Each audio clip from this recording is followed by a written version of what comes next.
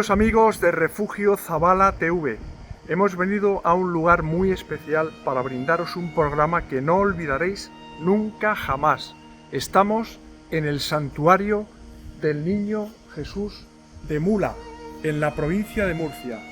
Es un niño milagroso de unas apariciones que hubo en el siglo XVII que son muy desconocidas, pero tremendamente interesantes y que reúnen cada año a miles y miles de personas, de peregrinos que vienen aquí y que dicen que han recibido numerosos favores de este niño Jesús de Mula.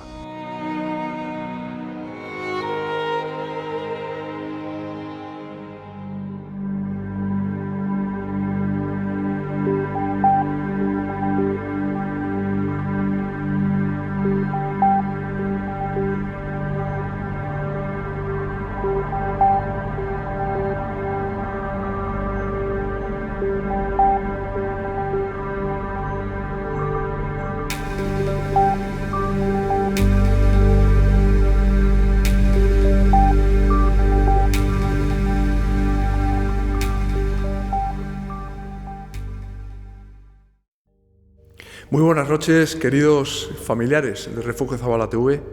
Estamos hoy con un invitado muy especial y en un lugar especialísimo, como es la ermita del Niño Jesús de Mula.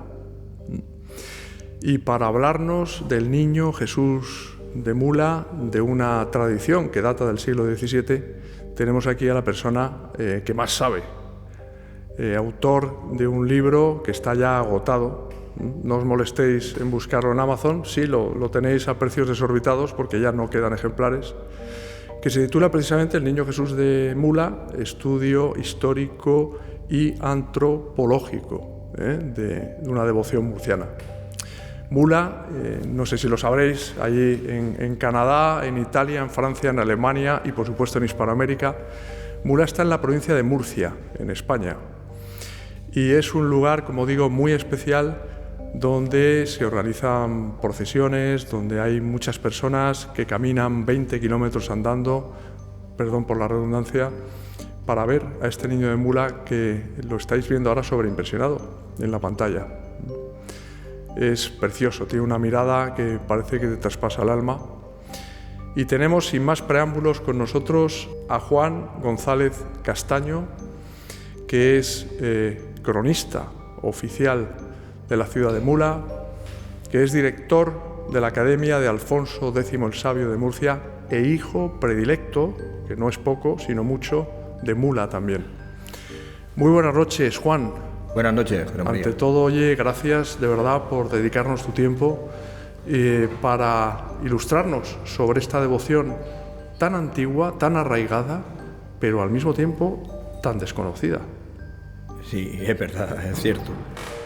De cualquier modo, tal vez fuera del ámbito de la región de Murcia no sea demasiado conocida, aunque había, curiosamente, grupos de fieles hasta antes de la Guerra Civil, en muchísimos pueblos de Cuenca, de Albacete y en general de La Mancha, por una razón muy sencilla, porque muchos de las personas, de los segadores que venían a los campos de Mula durante los meses estivales a segar el grano, sobre todo el trigo, se empapaban de una devoción tan hermosa como es la de un niño. Ten en cuenta, José María, que el niño de Mula es un niño, y un niño gusta a sus semejantes, a los niños, gusta a los abuelos, a los padres, porque es un sentimiento muy normal, ¿no?, que un niño nos guste, ¿no? Además, se daban estampas, iban los limoneros en aquellos momentos de la cosecha a los campos a recoger la parte de la limosna que le correspondía.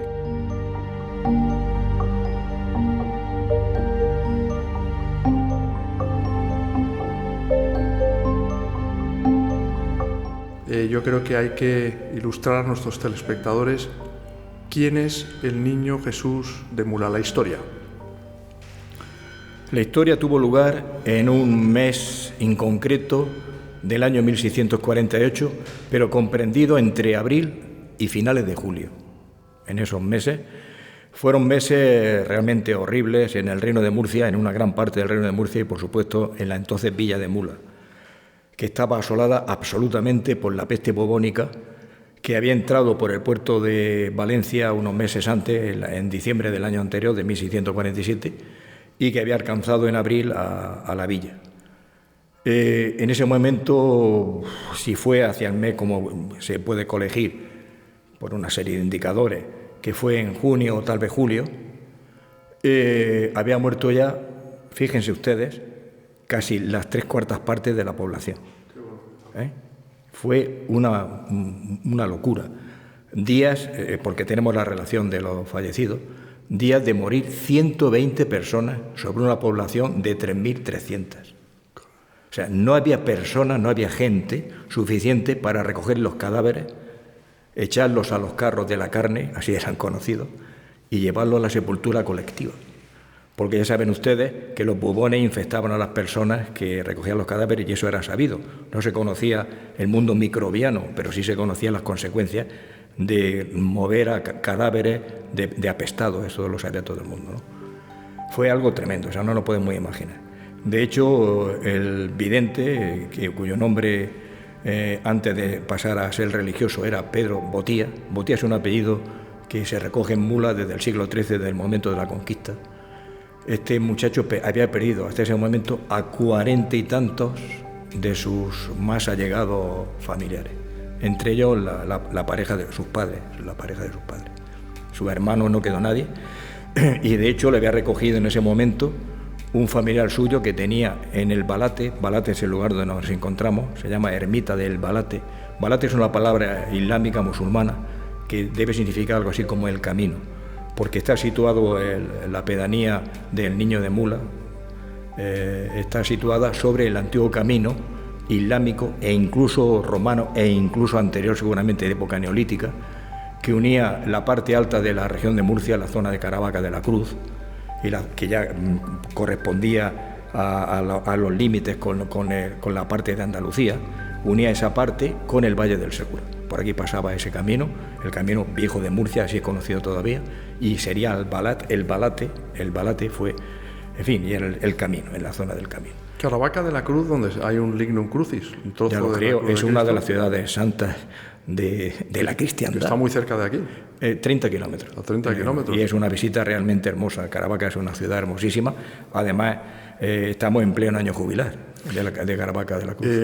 Juan, este Pedro Botía, ¿qué edad tenía? Era pastor, ¿no?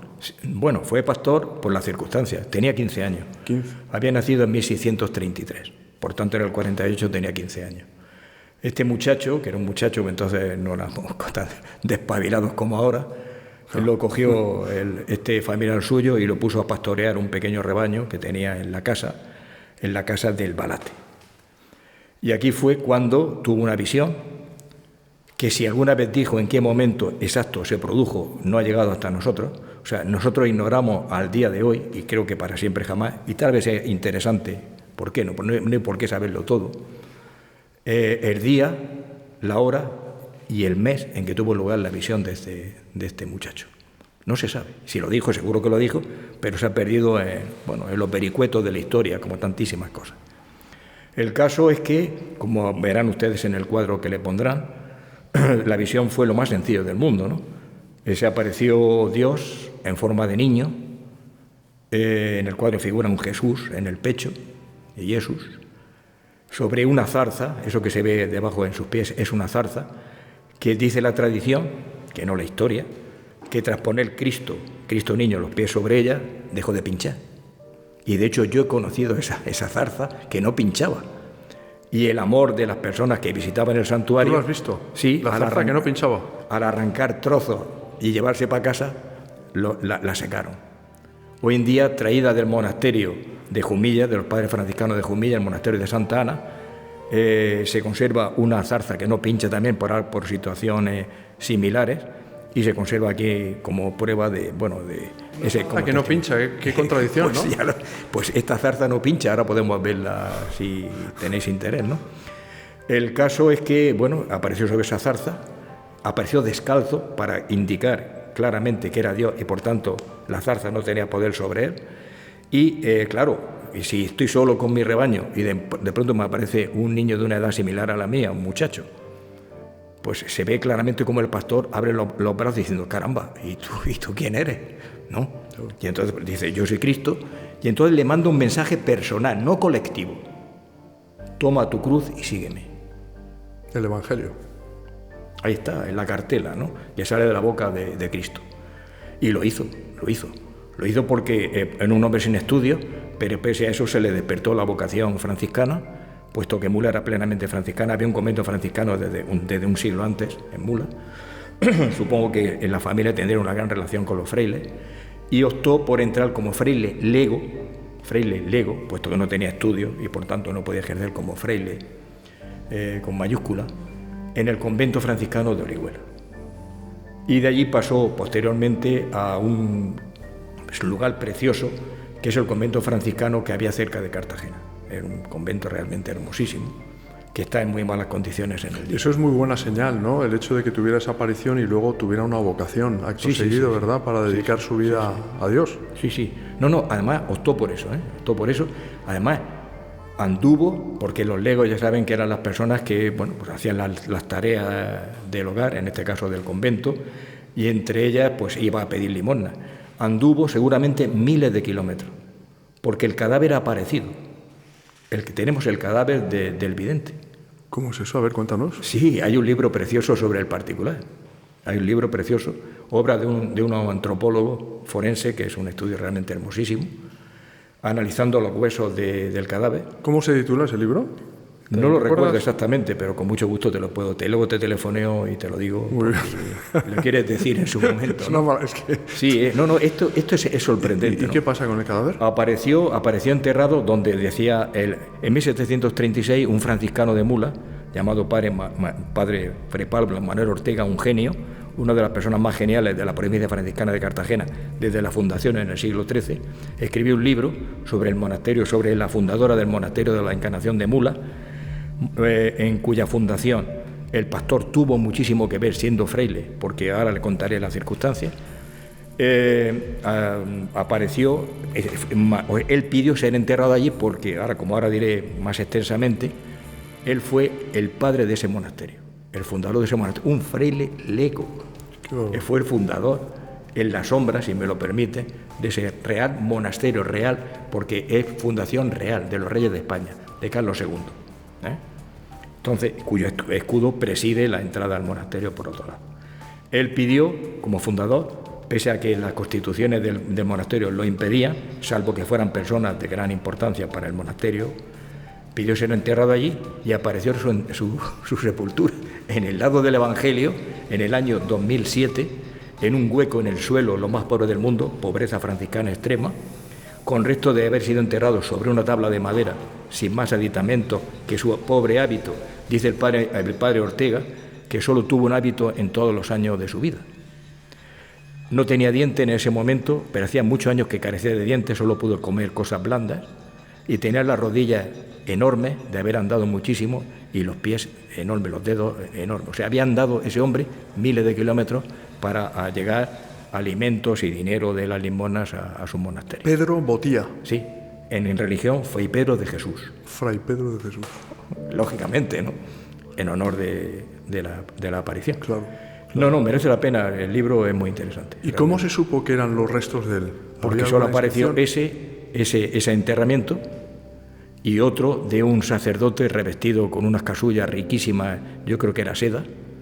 También, además, estaba sin corromper, ¿no? Estaba incorrupto el cadáver de este sacerdote. El de Pedro, no, el de Pedro estaba en muy malas condiciones, porque fue enterrado en el suelo y Mula es caliza, esta parte de España es caliza. Entonces, si te da la tierra y tiene un gran componente en cal, los cadáveres se deshacen. Pero fíjate, y dices que se descubrió en 2007. Sí. O sea, como quien dice anteayer, vamos, hace muy poco. Sí, y porque yo había leído que estaba ahí enterrado y fuimos con mucho cuidado cuando se cambió el piso del Real Monasterio. Y lo encontramos.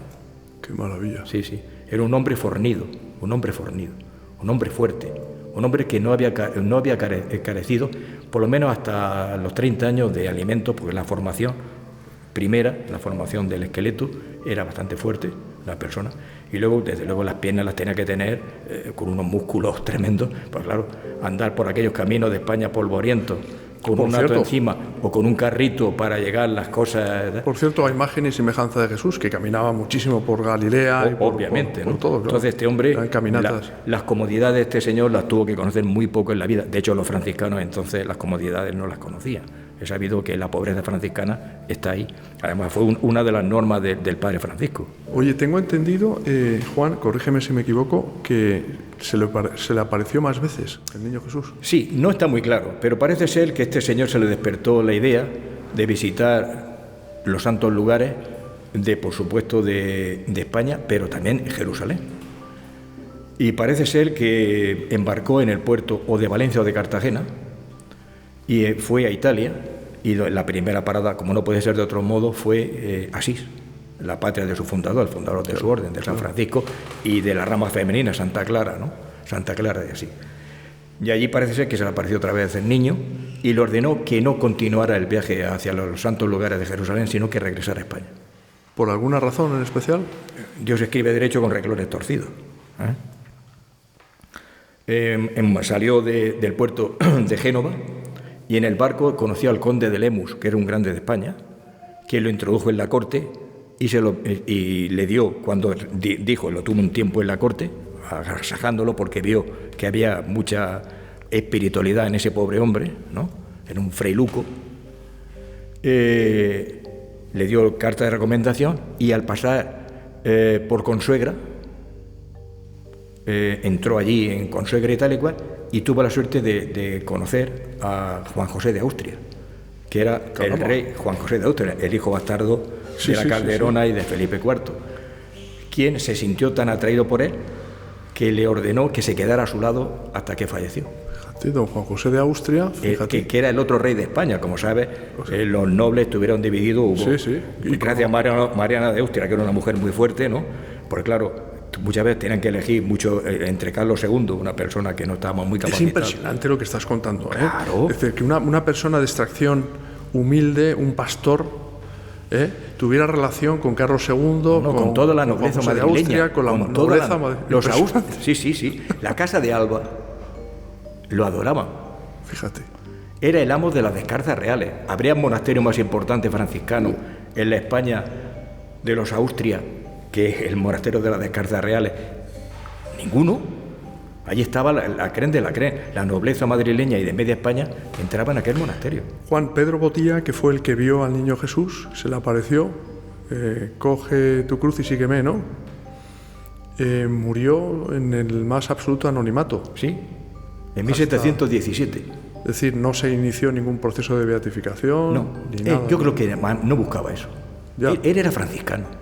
Los franciscanos no aspiran a eso, aspiran a la santidad personal. Bueno, pero hay franciscanos que, como tú sabes mejor que yo, han sido beatificados y canonizados, claro, pero y tampoco aspiraban a eso. No, porque en el transcurso de los siglos ha sobresalido el niño, pero no el vidente.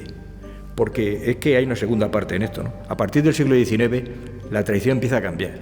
Vienen predicadores de fuera que le pasan notas, los naturales de mula, para que den lo que tengan que decir desde los púlpitos, ¿no? Tal y cual. Y entonces hay uno de ellos, que es una oratoria maravillosa, tuvo que ser extraordinario escuchar aquel sermón desde el púlpito, que convirtió esa aventura personal del pastor en algo colectivo, y que dijo que para que terminara la epidemia, el niño le ordenó que llegara a la villa de Mula, dijera esto, y entonces cesó la epidemia de peste. Ya convirtió la aparición en algo colectivo, cuando era una aparición individual, como hemos visto. ¿El niño de Mula le dijo que dijera? No, el niño de Mula no.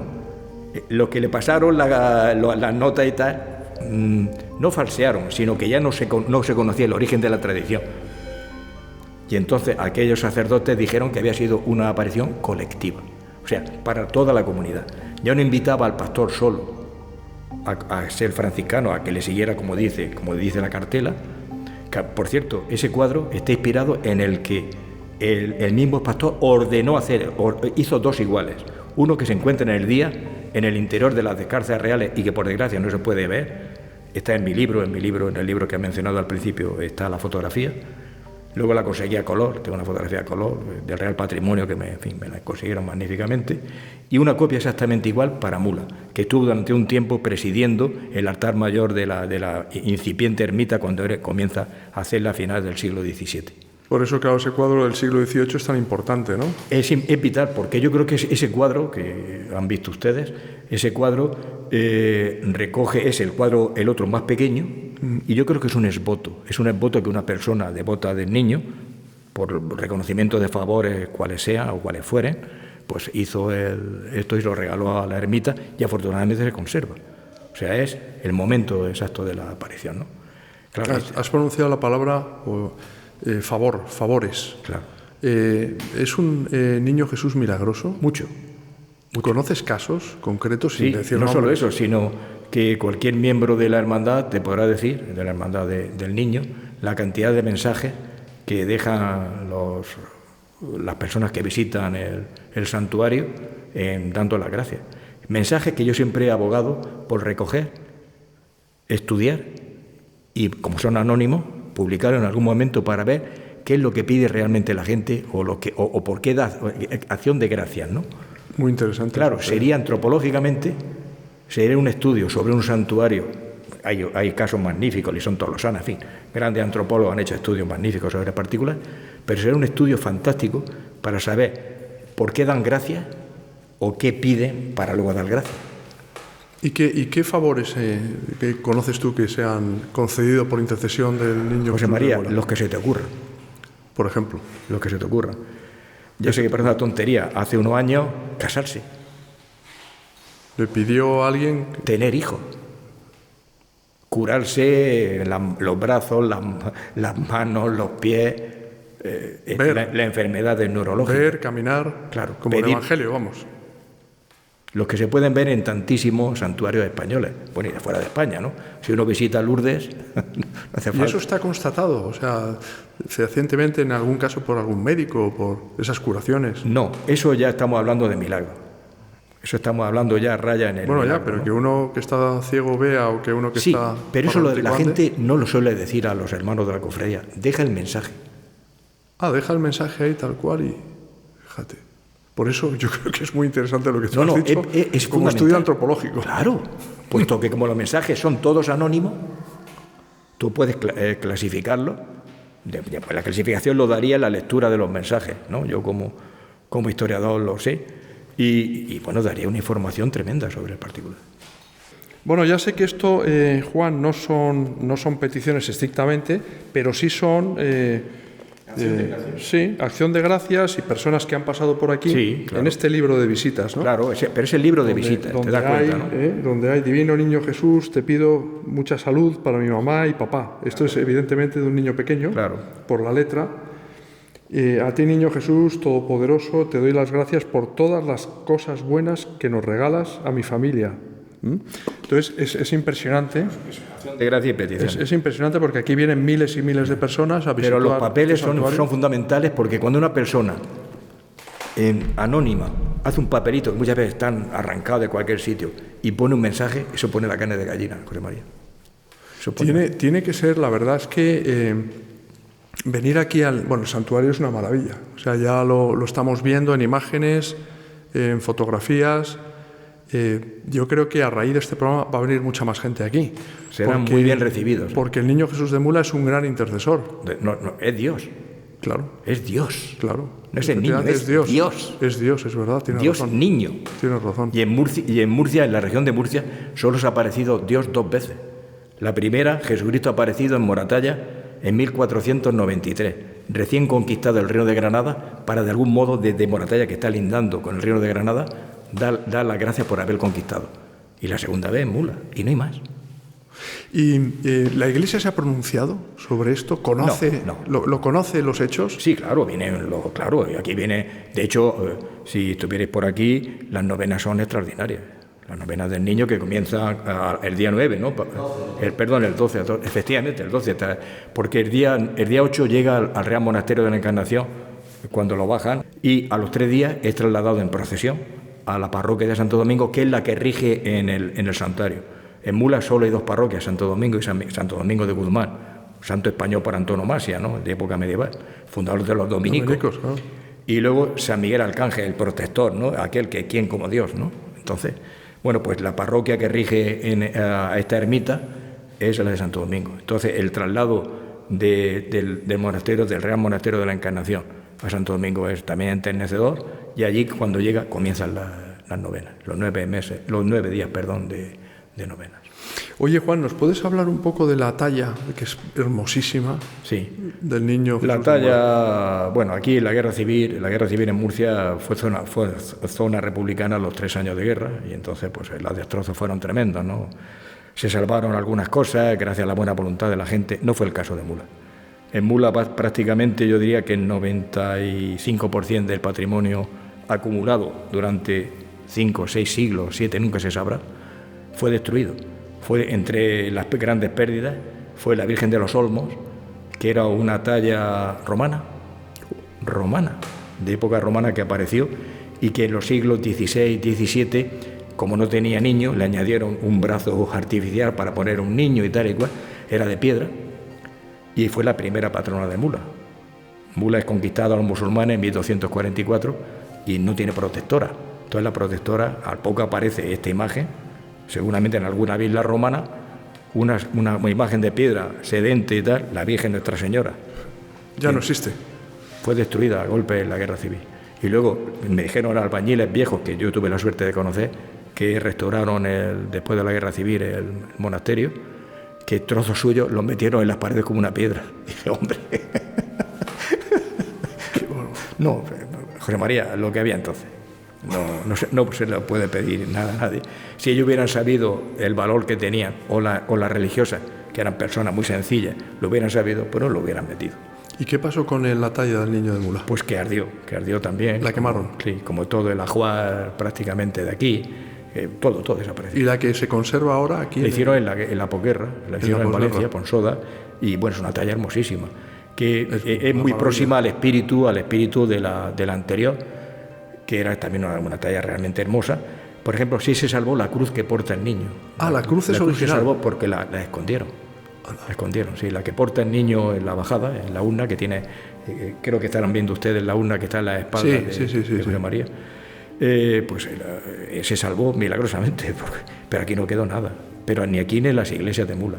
Solo se salvó un escasísimo patrimonio del Real Monasterio de la Encarnación. ¿Pero por qué? Porque era tan inmenso el patrimonio que había, era Real Monasterio. Por tanto, muchas de las hijas de nobles de las provincias vecinas a Murcia y tal, entraban aquí porque era Real Monasterio, ¿no? Entonces, si la hija había elegido, tenía vocación religiosa y quería ser clarisa, pues entraba aquí en Mula y tal, y entonces traía un patrimonio importante, ¿no? No solo la dote, que eran muy importantes las dotes, sino que si esa muchacha tenía devoción en su casa por una imagen buena de quizá quien fuere, pintada o esculpida, pues se la traía. Al fallecimiento formaba parte del patrimonio de la congregación. Por ejemplo, en ese monasterio había una colección de relojes desde el siglo XV o XVI, pero relojes extraordinarios, obras de grandes relojeros que desaparecieron. Y la desgracia, el detonante de tanta destrucción fue que en un bargueño del siglo XVIII alguien atinó a darle a un botón, se abrió un cajón y había varias peluconas de oro. Se desató la fiebre de oro, y el resto se lo imaginan ustedes. Yo he llegado a ver en uno de los cuartos, que era el cuarto de la penitencia, cuyo nombre indica, como indica el nombre, era el lugar donde hacían penitencia los viernes de Cuaresma las religiosas, y tal, con cilicios, cadenas y demás. Yo he visto un agujero, había un Via Crucis allí, y he visto un agujero que se metía a lo menos 2 metros, 1,5 metros, buscando tesoro. Sí, claro. Es que el oro, ya sabe lo que pasó en Estados Unidos, en California, con la fiebre del oro de los 50. Estudio antropológico, otro. Claro. Qué importante. Los seres humanos no hemos cambiado en 10.000 años. Oye, Juan, ¿y por qué se tiene tanta devoción? ¿Por qué está tan arraigada la devoción al Niño Jesús de Mula? Pues porque es nuestro niño. Es vuestro niño. Nuestro es nuestro. Aquí, por ejemplo, el patrón de Mula, curiosamente, no es el niño de Mula. Es San Felipe Mártir, un hijo de Santa Felicita en italiano, cuyo cadáver apareció en una de las catacumbas romanas en el siglo XVII. Sí. Se le regaló a la marquesa de los Vélez, que entonces era virreina de Nápoles y tal, Y cuando murió su marido, que murió al poco, en 1648, murió su marido, ella se vino, y el año de la peste, en 1648, vino, y cuando iba a entrar por Cartagena había una epidemia y se desvió a la costa almeriense, y desde su tierra de Vélez Blanco envió el cuerpo entero a Mula. Dice la tradición que cuando entró se detuvo la peste. Y desde entonces, claro, como Fray Pedro no dijo nada hasta muchos años después de su aparición, porque fue personal. Inmediatamente, si entra un claro, cadáver, había testigos, estaba él solo. Claro, no, entonces, si llega un santo, el cuerpo de un santo, y se para una epidemia, pues automáticamente. Claro. Pero en su momento, en el primer momento, debieron pensar que estaba loco, ¿no? Porque si él iba diciendo con 15 años que había visto... Ese niño, San Felipe era un niño. Cuando aparece nuestro niño, San Felipe no tiene que hacer, jamás ha tenido vocación. Perdón, devoción. San Felipe no ha tenido devoción. ¿Por qué? Porque lucha en desigualdad con el niño que se apareció en Mula, que es el niño Jesús de Belén. Fíjate. ¿Lo has comprendido? Es una cosa increíble. Entonces, no solo tiene el amor arraigado en Mula. Creo que te habrá mencionado alguien. Pero cuando dices que es nuestro niño, ¿te refieres al margen de ideologías, de creencias? No, eso no existe, la ideología. El amor al niño no tiene ideología. Es nuestro niño. Viene mucha gente del Valle del Segura, por ejemplo, la noche del día 20 al 21, para estar en la procesión. Vienen descalzos muchos desde el Valle del Segura. La zona de Archena, Ceutil, Orquí, Ojor. Son 20 kilómetros andando. Sí, pero hoy en día con la carretera, porque antiguamente no había vehículos, pero hoy en día entonces no, viene la Cruz Roja, tiene mucho cuidado y tal, pero que hay mucho amor en toda... Pueden venir 5 o 7 mil personas, muchísima gente, la noche, ¿no? Del 20. Eso hay que venir a ir a la parroquia de Santo Domingo para ver el amor al niño. Es que no se puede explicar. Eso hay que verlo. Y luego la procesión del día 21, que es el Día del Niño, y el 22 es la romería de vuelta al santuario. Eso hay que verlo. Es que no. ¿Y hay devoción también entre eclesiásticos? Sí, es que aquí no hay distinción. O sea, todo el mundo... ¿Sacerdotes? ¿Algún obispo? Todo el mundo. También a lo largo de la historia, me refiero. Sí, claro, sí. Bueno, y de hecho muchas ofrendas, antes de la Guerra Civil, aquí había un muestrario de esbotos de cera y metálicos tremendo que desapareció en el lío de la guerra, ¿no? O sea que mucha gente era un niño muy milagroso desde siempre. Y de hecho, el edificio que hay al lado, que era la antigua hospedería, siempre estaba lleno. Invierno, verano, primavera y otoño. Venía mucha gente a empaparse del lugar, porque el lugar es bucólico, os habréis dado cuenta, ¿no? Una maravilla. Es un sitio muy bucólico, ¿eh? Si Virgilio lo hubiera visto, aquí podía haber escrito algunos de los maravillosos versos de la bucólica y de la geórgica, ¿no? Bucólico, y además me estoy imaginando a Pedro Botía, pastor, el lugar de la aparición que nos lo has mostrado antes, a la entrada del santuario, ¿verdad? Es un sitio yo cuando vengo aquí me recargo pilas. No sé, te encuentras contigo mismo, ¿no? Es un sitio muy hermoso. Y hay algo, ¿no? Percibes que hay algo. Y de hecho, hay un yacimiento arqueológico aquí destrozado, de época de bronce final, que ya era un sitio habitado hace 4.000 años. Claro, es una cosa muy curiosa. Los sitios mágicos, los sitios importantes, los sitios habitados, están habitados a lo largo de muchos siglos de historia. Eso lo he constatado como historiador que soy, y hay muchos yacimientos arqueológicos que han permanecido vivos durante miles de años. Y aquí tú te sientes de un modo especial, ¿no? Y la gente que viene, o sea, te apacigua, te tranquiliza. Y si, no se necesita mucho psicólogo el que viva, por aquí no necesita mucho psicólogo. Creo que aquí mismo se reencuentra consigo mismo. Es la mejor psicología. Se reencuentra consigo mismo y, no sé, y eso lo palpas, echa fantasmas fuera. Sí, y lo palpas, Juan, en los demás, ¿verdad? También ves si no vendría. Esa fe, claro. Esa paz, porque ¿no? La fe cura, y tú lo sabes. Hombre, claro. El problema es si no tienes fe, claro. Pero hombre, aquí venir sin fe es una tontería. Claro. Hombre, eso pena que tenga interés por conocer la antropología y tal, pero en el 100% de las personas que entran, que entran por esas puertas son personas que vienen atraídas por el niño, La devoción que le tienen, ¿no? Por supuesto. Y el cariño, sobre todo el cariño. Devoción y mucho cariño. Y lo importante es eso, lo que tú decías antes, Juan, que es el niño Jesús. Es Dios. Claro. Es Dios hecho niño. Claro. Entonces, contra eso no se puede competir. No. ¿Cómo puedes competir con un niño italiano martirizado en época clásica, ¿no?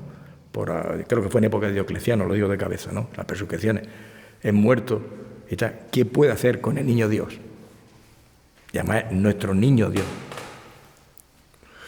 Pues la verdad que es un lugar para venir, desde mi propia experiencia, ¿eh? Yo cuando he pisado por primera vez para hablar contigo, Juan, este santuario, me he quedado deslumbrado y luego he tenido el enorme privilegio de ponerme delante de esta talla, ¿no? Del niño de Mula, que aunque no sea posterior a la guerra civil, pero es que es preciosa. El espíritu es el mismo. Es que Quiero decir, parece que te está mirando al alma. Yo hablaba con las ancianas del Real Monasterio de la Encarnación, mujeres que entraron en el año 10, el año 20, yo las he conocido. Y cuando le preguntaba, ¿qué obras de arte había? Dice, ¿obras de arte se refiere usted a cuadros? Dice, pues había muchas estampas, porque para ellas eran estampas y santos. Es decir, le daba igual que fuera de Salcillo, como que fuera del escultor de la esquina de enfrente. Lo importante es la devoción. Exacto. ¿Entiendes? Entonces, esta es una talla muy buena. Claro, al margen eso, es que esto es una preciosidad. Pero es el espíritu, es la fe. O sea, uno tenía en tallas feísimas en casa, yo la he visto por ahí en los anticuarios, ¿eh? Y es igual. En origen, esa talla protegía el hogar, eran los dioses Manel o los penates, ¿no? Eran los protectores del hogar, de en época romana. Y entonces le da igual que fuera fea que bonita, como decimos los murcianos. Sí, el significado. Lo importante es la fe que le tenga. Pero que también es cierto lo que tú dices, ¿no? O sea, si encima es hermosa la talla, claro, pues ya... Pues miel sobre hojuelas. Miel sobre hojuelas. Claro, por Dios. Claro. O sea que, Juan, tú recomiendas a la gente que venga aquí al santuario, ¿no? Hombre, sí, si quieren, sí. No hace falta vivir en Murcia. No. Hay una autovía que coge a 2 kilómetros del santuario, o sea, que más comodidad, que es la autovía que va de Murcia a Caravaca. Y vamos, un paseo de Murcia a Mula son 20 minutos. Es como sumergirte en otro mundo, o sea, entrar aquí... Además, hay espiritualidad, José María, al margen de cualquier cosa, si eres creyente, si no, claro. Sí. Pero aquí hay espiritualidad, aquí se respira espiritualidad. Y aunque no seas creyente, o sea, pero entonces, puedes venir aquí, crees. Pero entonces respirarás seguramente tranquilidad. Tal vez no espiritualidad, pero sí tranquilidad de alma. Yo qué sé, recargas pilas. Y no estoy vendiendo nada. Ponerte delante, además de la talla del niño Jesús de Mula, y mirarle fijamente a los ojos, como él te está mirando a ti, no te puede dejar indiferente. Claro. Estoy absolutamente de acuerdo, sí. Es impresionante, la verdad. Bueno, Juan, no queremos abusar más de tu tiempo. Yo creo que nos has explicado muy bien, muy en síntesis, lo que son las apariciones a este Pedro Botía, ¿no? Del niño Jesús, de Dios. De Dios, siglo XVII, Dios niño. Mediados del siglo XVII. Y a vosotros, queridos amigos, familiares de Refugio Zabala TV, yo os invito, Juan el primero, a que vengáis aquí al santuario del Niño Jesús de Mula, en la provincia de Murcia, porque es un lugar que francamente merece la pena. Es un lugar muy desconocido, pero es un lugar tremendamente edificante. Cuando entras aquí, pues se respira una paz, como decía Juan, una espiritualidad muy especial, ¿no? Te sientes cerca de Dios, que es lo importante en definitiva, ¿no? Y además es que está Dios, porque está el Santísimo en el Sagrario presidiendo el templo. Deciros que os espero el próximo jueves a las 10:30 de la noche en Refugio Zabala, que es vuestra casa, con otro tema que nos va a servir pues, para abrirnos los ojos del alma.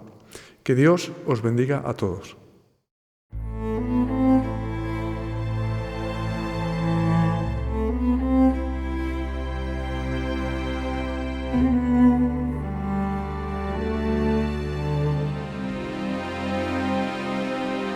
Bienvenidos, queridos amigos, una vez más al Rincón de Borja. Aquí estamos una vez más. En este espacio, en este oasis se puede decir, ¿no? En este lugar en el que por un momento nos paramos, con silencios, con pausas, ¿por qué no? Pero la cosa es parar por unos minutos, reflexionar, porque vivimos en un mundo en el que eso no está de moda precisamente.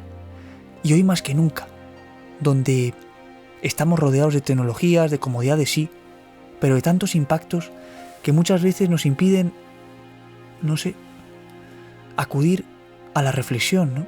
La reflexión, que es lo más primitivo del ser humano, algo tan básico y tan sencillo, pero que a día de hoy tiene un gran valor. Tiene un gran valor precisamente porque escasea, ¿no? Uno se sube al transporte público y ya no es la conversación de antes, ya no es esa cercanía, ¿no? Ese calor humano entre unos y otros, aunque no te conozcas. Pero somos personas, ¿no? Cosas comunes tendremos entre nosotros. Eso se ha perdido. Vamos como con muros, ¿no? Muros que nos vamos poniendo para, de alguna manera, aislarnos del resto, del que tenemos al lado. Uno que va con la música, escuchando música o podcast o lo que sea, y va en su mundo. Otro que va con el móvil, con el WhatsApp, con las redes sociales. Otro que, bueno, va leyendo. Eso puede estar mejor, ¿no? Pero se ha perdido esa conexión entre nosotros. Y eso es una pena. Y eso al final es una vida de ruidos. De ruidos quizás porque tenemos miedo a escuchar nuestra voz interior. Tenemos miedo a enfrentarnos a nosotros mismos, a nuestros problemas más personales, más íntimos, ¿no? Entonces, ¿qué ocurre? Que la sociedad ha encontrado ahí el negocio perfecto. Nosotros tenemos miedo a eso y nos adherimos a todo lo que este mundo nos ofrece, a lucir esa perfecta imagen de cara a los demás, ya sea pues preocupándonos por nuestro exterior, ¿no? Por nuestra piel, por nuestro pelo, yo qué sé, por tratamientos, por dietas, por el ejercicio físico, que está bien. Todas esas cosas están muy bien, preocuparse por eso.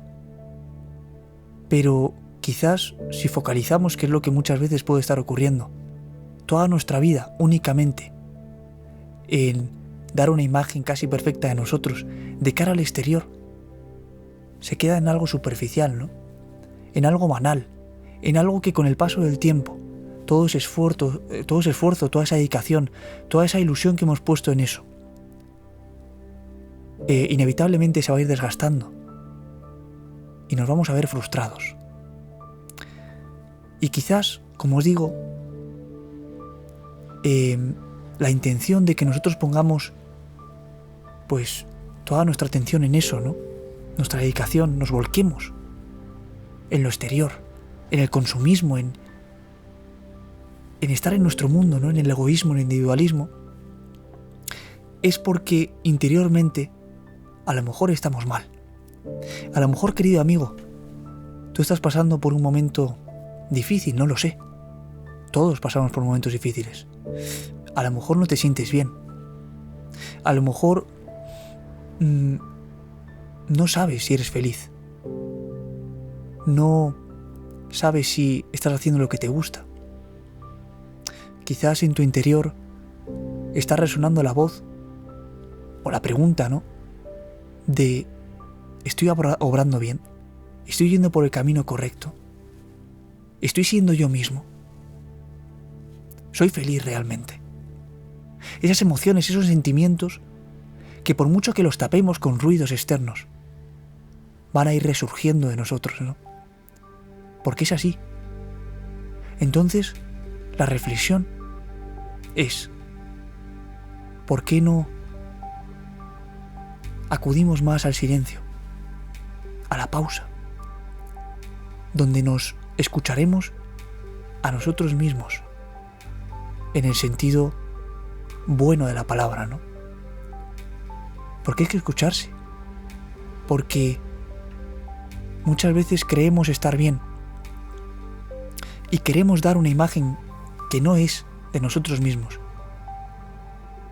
de cara al exterior, ¿no? Pero cuando regresamos a casa, cuando ya estamos liberados de las miradas de otros y nos tenemos que enfrentar a nosotros mismos, eso cuesta. Y lo tapamos con 1000 cosas más, con la tele, con el móvil, con la música, con distracciones de todo tipo, incluso con cosas malas, ¿no? Vicios, lo que sea. Tapamos eso. Esas heridas que arrastramos todos, pero que están ahí. ¿Por qué no parar un momento? ¿Por qué no enfrentarnos a nosotros mismos en el buen sentido? Donde encontraremos la voz de nuestra conciencia y, en definitiva, la voz de Dios.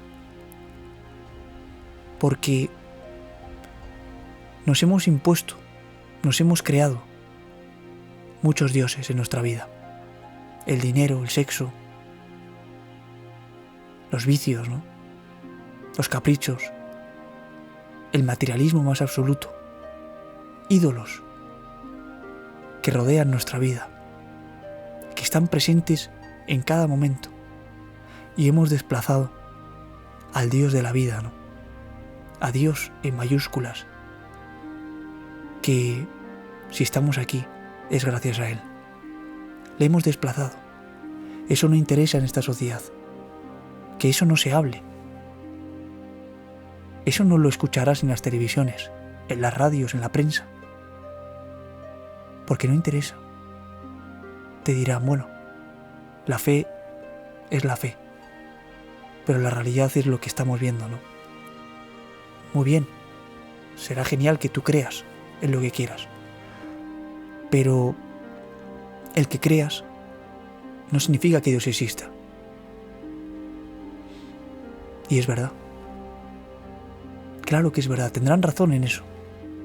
Dios existe, creas o no. Y eso es lo que no se entiende. Primero porque no hay fe. Pero hay que decirle a ese tipo de personas: tú no crees, pero eso no significa que Dios no exista. Dios está ahí. Y es innegable, por mucho que el ser humano se deje arrastrar por los vicios de este mundo, por las comodidades, por el materialismo, ¿no? Cierre los ojos ante la posible existencia de Dios. Todo eso al final es muestra de que es limitado y de que en su orgullo y su soberbia prefiere cerrar los ojos a la evidencia, ¿no? Oye, yo le preguntaría a la persona que dice Dios no existe: tú te has dado un paseo por la naturaleza, tú has ido a una excursión a la montaña, tú has viajado incluso en avión y has atisbado en las alturas toda la maravilla de la creación. Y tú, necio, habiendo visto todo eso, dices que Dios no existe. Es para pensar solo mucho, ¿no? Quien crea, genial. Quien no quiera creer, pues también, es decir, viva la libertad, ¿no? Pero hay un punto en el ser humano de soberbia, ¿no? Lo vemos desde los padres, ¿no? De la humanidad, Adán y Eva. Ese orgullo, ¿no? De querer ser como Dios, ¿no? De querer tener ese poder, ¿no? Queremos ser dioses de nuestra propia vida. Y lo que nos vende la sociedad es eso precisamente. Sí, tú eres Dios de tu propia vida. Tú eliges. Tú haz lo que quieras. Pero es un gran engaño. Porque es todo ruido. Es todo maravilloso, sí, es estupendo, ¿no? Eres tú el centro de atención. Eres tú el que decides todo lo que quieras hacer, ¿no? Pero tarde o temprano, la voz de nuestro interior, de nuestra conciencia, ¿no? Esas heridas que vamos arrastrando y que nos vamos haciendo por el camino, dando la espalda a lo importante y abrazando a lo mundano, lo material, lo pasajero. Tarde o temprano eso resurge en nosotros, ¿no? Y es inevitable que aparezca. ¿Y entonces qué hacemos? Lo seguimos tapando. Y nos encontramos con personas que van vagando, ¿no? Por la vida. Personas sin luz, sin brillo. Personas desesperanzadas. Personas que han puesto todo, la carne en el asador. Que han puesto toda su ilusión en comprar una casa, comprar un coche, en tener buenas relaciones sociales, un buen trabajo, un buen ambiente, ¿no? Cómodo y confortable. En definitiva, han puesto el foco han construido ese mausoleo que les permite a ellos ser dioses de su propia vida. Esas personas que podemos ser tú y yo, no nos engañemos, en mayor o menor medida. Podemos ser tú y yo, querido amigo. Al final uno, viendo eso, y viendo cómo pasa el tiempo, ¿no? Cómo hay seres queridos que estaban aquí y ya no están. Uno entonces se replantea muchas cosas, ¿no?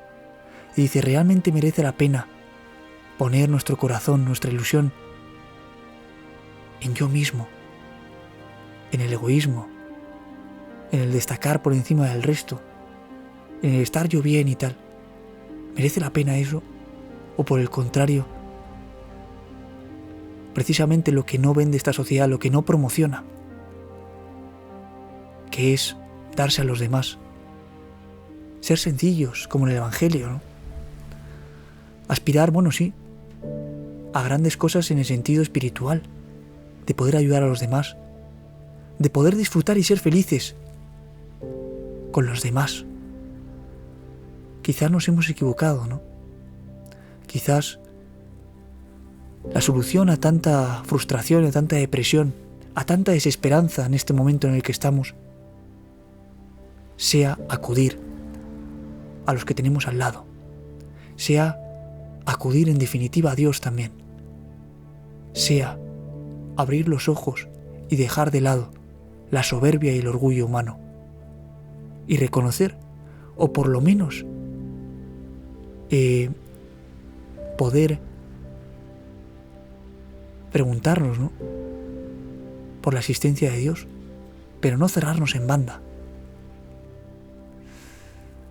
Lo que ocurre en este mundo es que hay muchos dioses, hay muchos muros también, hay mucho individualismo. Y yo diría, fijaos, que lo que ha potenciado todo eso es al final el ruido, la distracción, las comodidades, los lujos, los caprichos. En definitiva, el alejamiento de esa vida espiritual, trascendental, ¿no? Nos conformamos con lo de este mundo, creyendo que eso es lo que nos va a dar la felicidad, que eso es la clave del éxito, de tener una vida plena, ¿no?, de sentirnos realizados. Y en realidad, en el fondo, somos unos necios, quizás por la ignorancia, quizás porque no aceptamos lecciones de nadie y creemos estar por encima del resto, incluso por encima del bien y del mal. Pero lo que se nos ha olvidado, lo que esta sociedad ignora ya por completo, es que la clave del éxito no se puede ver con ojos humanos. Porque el éxito, ¿qué es? Tener y tener. Tener algo que luego, pasados unos años, unas décadas, ya no vas a poder disfrutar. Porque el mundo al que vamos, después de la muerte, la realidad que hay después de la muerte, no es compatible con todo lo que vamos acumulando aquí en la tierra. Quizás tendríamos que poner el foco de atención precisamente, la preocupación y la atención en llenar las arcas